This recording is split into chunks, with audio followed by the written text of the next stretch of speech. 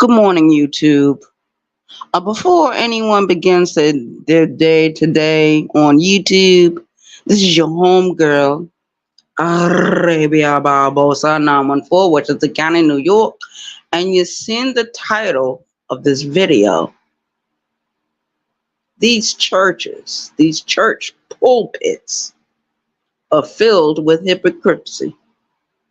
They're filled with hypocritical people, not critical thinking people, hypocritical people. And they are the biggest liars, the biggest scams, the biggest pimps. But you got some pastors out here, some bishops out here, whoever they may be, preaching against the LGBT community. Let me tell you something. We didn't get here because we were born to just get here. The LGBT community has been here for a long time, over 20 years. It was created. It was created. And I don't mean no harm, but the Black church has always rejected homosexuality. What's going on in other people. And the only thing I can think of is why they're so concerned about what's going on in our communities, in our bedrooms, is because we're not pouring in a lot of money into the church. I'm not pouring no money into anything that tells the whole world that God Almighty, the universe is against me. If that was true, I would have never been born. I would have never been born. I remember when we used to do civil rights studies when we was in school, and as I got older, I learned more and more about the civil rights movement and who Martin Luther King was and how he tried to get involved with what was going on in Vietnam, how he was out there marching for civil rights for Black people in this country. Wasn't he a hypocrite? Wasn't he carrying on extramarital affairs? He was married to Coretta Scott King. Yes, he was. Shout out to the chat. But he was having love affairs with other women. Not only him, but a whole lot of others that were preachers at that time.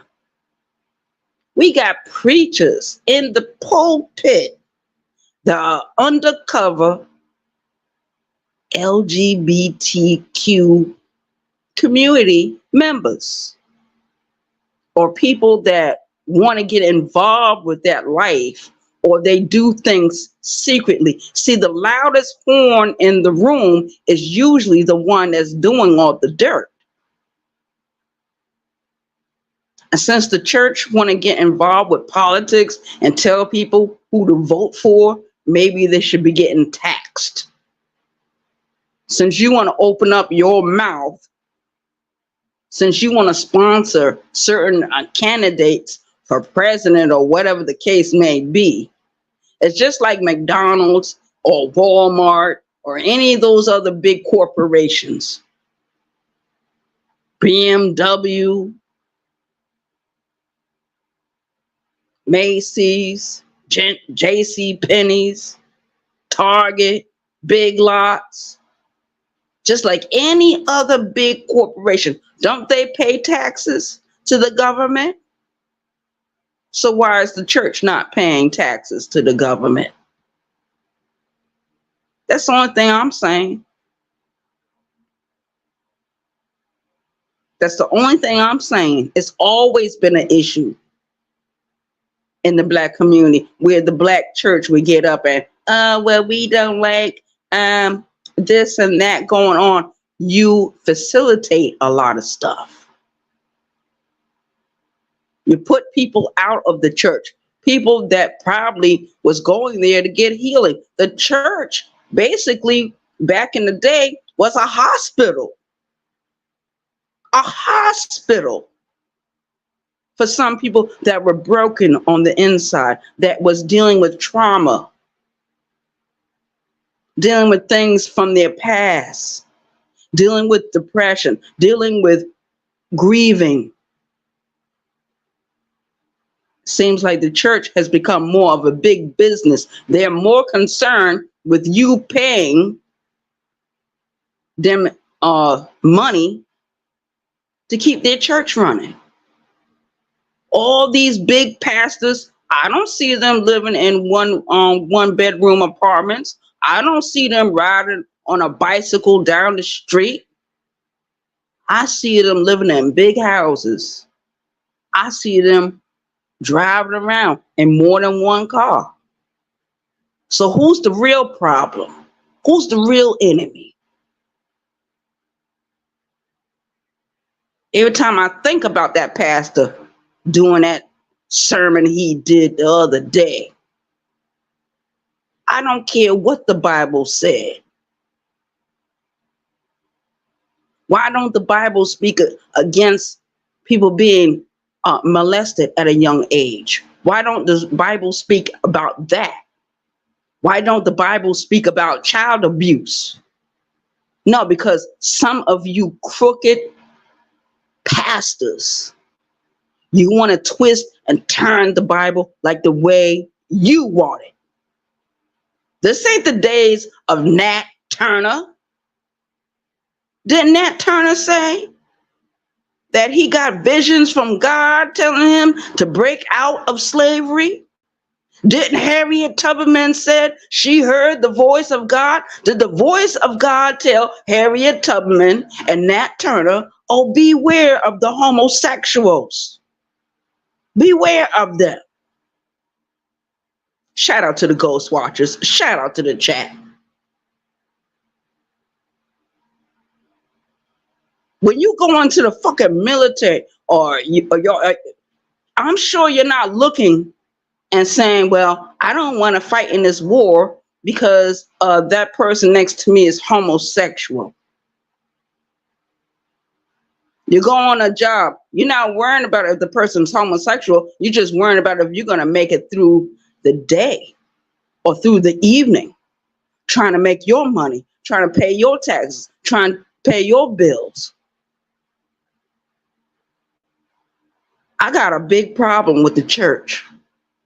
Always did and always will. I question their interpretation of that Bible. Who wrote the Bible? Who wrote it? Who made up all them little laws and rules and all these regulations in the Bible? Who did that? Don't tell me anything about the LGBT community. At least we not out there saying we should go to war with this one and that one. And certain things that we do and certain things we don't do. Certain things I agree with what they say and certain things I don't agree with. So we are grown adults. We can agree to disagree. Shout out to the chat. Shout out to the chat. Yeah, I got questions for those pastors want to get up in their pulpits and talk about what other people are doing in their bedrooms. Why are you so concerned? Why are they so concerned about what's going on in the privacy of other people's homes? I'm going to tell you right now, a lot of you go to church. You pay your church tithes to the church. But let me tell you something. If you get in any kind of difficulty or any kind of trouble, can you go to that church and ask for a loan? but they want to be in business, right? Don't the church deal with the banks? Don't the church deal with certain businesses and organizations? Shouldn't they be paying taxes like the rest of us? They got a thing in the Constitution, a division between a church and state. But I believe if you get involved in politics, you need to pay just like the rest of us are paying. You ain't no better than us. Shout out to the chat. Ain't no man better than the next one. We're all made in the image of God, according to that Bible. He made Adam and Steve. Well, where did the other people come from if they didn't exist? Because there's more to that Bible than what they telling you. There's certain books in the Bible that's not in the Bible. They took it out. Like when they want to talk about reincarnation, that's not in the Bible. When Jesus left from his parents' home, he went to different parts of the world to study other languages and religions. When Jesus came, he didn't come and say, let's get rid of all the homosexuals. He didn't say that. Matter of fact, all of Jesus' disciples were corrupt people, taxpayers, criminals, people that were the black sheep of the community that they lived in. They were shunned. They were excommunicated. They were banished. They were in exile from the rest of society because of their professions or what they did. He didn't come to judge people like the way these pastors are doing. How dare you judge another human being? How dare you tell people this and that, what the Bible say? Tell the real story. Tell the real truth. And stop hiding behind your lies and your hatred. Shout out to the chat. I'm out of here.